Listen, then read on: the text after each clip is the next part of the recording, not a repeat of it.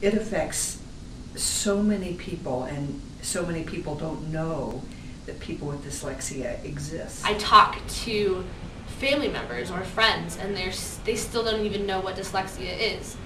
They still say things like, "Oh, you have dyslexia?" "Yeah, I do." "Oh, so you see letters backwards?" Well, no, I see the letters the same as you see the letters. It's just my brain doesn't quite get that. So I do believe there are a lot of people that think that dyslexia doesn't exist. I don't think people really understand what dyslexia is, or understand that it's a learning disability and not like complete stupidity or a lack of will to learn. Everyone knows someone who's dyslexic, but not everyone understands what dyslexia really is.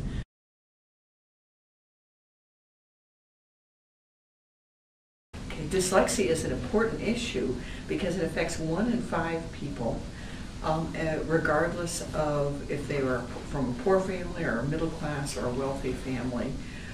It affects every aspect of their lives.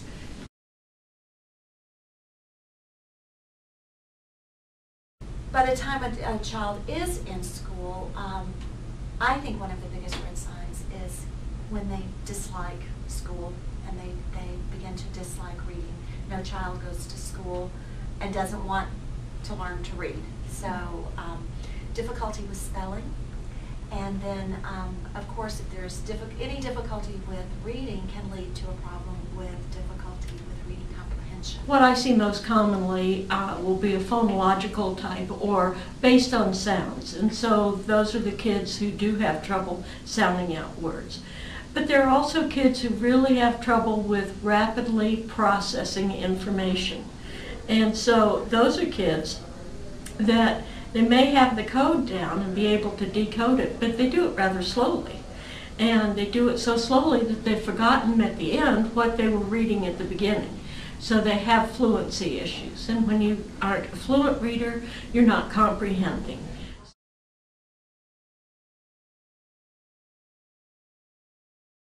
Dyslexia run in families? It is definitely genetic, although some people with no apparent genetic history have dyslexia, and that was discovered by Bruce Pennington at the University of Denver. And there are lots of studies really finding out that there's a genetic link and that we see it running in families. Those of us who have been practitioners for years have seen it by having a child come in and the parents come in and they say, "Oh, I had the same trouble in school, and so did my brother, and so did Aunt Susie." And you know, we've kind of known it for a lot of years, but the science really backs it up. Dyslexia also has working memory issues where it's hard to keep track of things and hold on to phonological memory. With phonological memory, you can't remember names as well, so you might forget somebody's name or not be able to pronounce it. Directionality is often a problem in that the left and right, which are abstract terms, comes into a problem. So when you're following directions. Very fun experiences with teachers. One of the most vibrant memories of my middle school life was in 7th grade. We had to take a test about the presidents, and we had to memorize all the presidents in order, and we had to spell their names right. And so I cheated on the test, and I still didn't do very well. And when the teacher was passing out exams around the classroom, she got to my desk, and even though I had studied so hard that I was going to explode and went to the point of trying to cheat on the test to be able to get a better grade, she came to my desk and put my test on my desk and goes, well, I guess we know someone who didn't study very hard, and kept walking. And I had to just stop breathing so that I wouldn't cry in the middle of class. Well, there's obviously the academic fallout that happens from unaddressed dyslexia. Children struggle with school. They also struggle with organization, written expression. Foreign language is usually very, very difficult for dyslexic students. And then there is the emotional and social fallout that comes from unaddressed dyslexia. kids is that it hurts who they are, who they see themselves. They are very bright and, like I said, pragmatic, and that they see themselves as a failure because they can't read, and it affects who they think they are, and person compensates. So people can learn to, their brains and they themselves, their behaviors can learn to compensate in different degrees. And there's a part of the brain that's just isn't functioning. And when I talk to people about it, I say it's like, if I come here, it's really kind of a direct route. I take Alameda to Colorado Boulevard to First Avenue. That's a direct route. A dyslexic reader might head to Colorado Springs and come back around. Everyone gets there, but it's not necessarily as efficient. So what we're doing when we're remediating dyslexia is we're activating that part of the brain that isn't active in a dyslexic. That dyslexic brain's active over here, which is not a bad thing. It's just not as direct a route. So the good everyday remediation, like an Orton-Gillingham kind of program, is going to keep working that part of the brain and make it spark and make it more active and create enough repetitions until a student can succeed. For example, with an Orton-Gillingham based program, you are really clear on giving the student a lot of practice and repetition and breaking down skills into their simplest task and then building them up. But right now we have a lot of scientifically research-based interventions that are the ones that you should be targeting, and it's more for age groups. So what skills a kindergartner may need are the same that a 7th grader may need, but the program looks different because, of course, a 7th grader doesn't want to work on kindergarten stuff or things that look like Treatment? When I was first diagnosed, my music teacher, she worked with me privately. That really helped, like getting somebody who worked with you individually. We would go over each word and like break it down, and like I'd have to sound it out, and it got to the point where I could recognize words just by looking at them. And now if I don't know a word, I still use like cover up part of it and then go on to the next and cover it up and go to the next until I can just figure it out. What we do at the Dyslexia Center, as I mentioned earlier, we have 3 tracks. We see students and we offer evaluations, and we have different types of evaluations. We have a full comprehensive evaluation, which is very intensive. It takes 5 to 6 hours with the students. So for young children, we usually like to break it up into 2 sessions. We have a literacy skills evaluation, which is much shorter. It's just a couple of hours, but we can't give a diagnosis with that level of evaluation, but we can really see pretty clearly if we think there are issues with dyslexia and if we need to pursue further testing. We do math evaluations.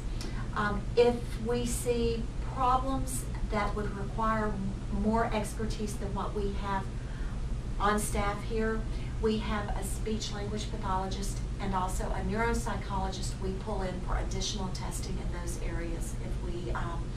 If we see anything out of the norm with executive functioning or a whole ton of things that a neuropsychologist can do. I'm also excited to say that we have expanded our services to Denver. So we're also I'm headed up to Denver in the morning to do a couple of days of evaluations. And then we have the teacher training, and we have everything from half-day seminars to full-blown 2-year literacy intervention specialist training that we offer. We have classes for students. Well, again, we're a half-day program where we work with students who have learning differences. Our ratio is 4 students per teacher, and our goal is for students to be with us for about 2 years. We are not designed to be a school where a child spends his entire career, but our goal is to help students get a foundation of skills so that they can go back into their regular program full-time. We work a lot with kids on how to advocate for themselves and to understand what their needs are. And now I am the director of professional development, so I help teach other teachers how to work with students who have learning differences and reading difficulties. The work that the Rocky Mountain branch of the International Dyslexia Association has done has really helped parents understand what dyslexia is all about. It's not to be feared.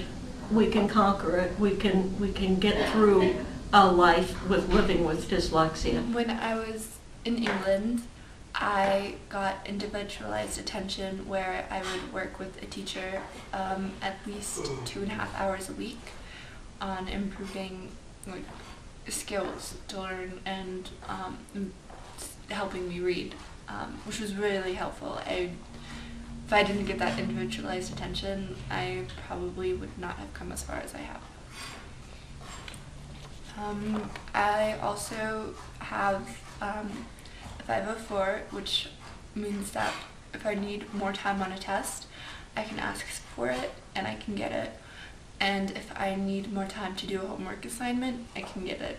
I generally don't use them because I don't need them as much anymore, but when I did, it was really, really helpful. A lot of support from other people, friends, family, and even like professors and DSP here at DEO. It's really the biggest thing. As long as the people that I'm around understand what I'm going through and understand what my struggles are, they're a lot more likely to help me with what I need, and I can be like, you know what, I'm not gonna read this, so can you kind of explain it to me, or can we have a conversation about it so that I can understand what I'm supposed to be learning and not have to go through the torture of reading 4 chapters of a psychology textbook. Well, my advice to a person who has dyslexia is don't let dyslexia put a lid on your dreams. You're smart. You just need to realize that you learn in a different way and advocate for yourself. Get intervention, and because you can do it. It's just that, and get someone good that you know can help you, and then just work hard. Be patient with your child. To find a good, competent therapist that will help them learn the code of the English language so that they can read. Teachers learn more about dyslexia, learn what the signs are. It's okay. It's not the end of the world. Focus on your gifts, get good remediation, enjoy life and your creativity and all those other parts of the world that you can get to that nobody else can. Have a support system, and it does get better. It sucks really badly in the beginning, and learning is hard, and you do have to put time into it. But in the end, it's worth it.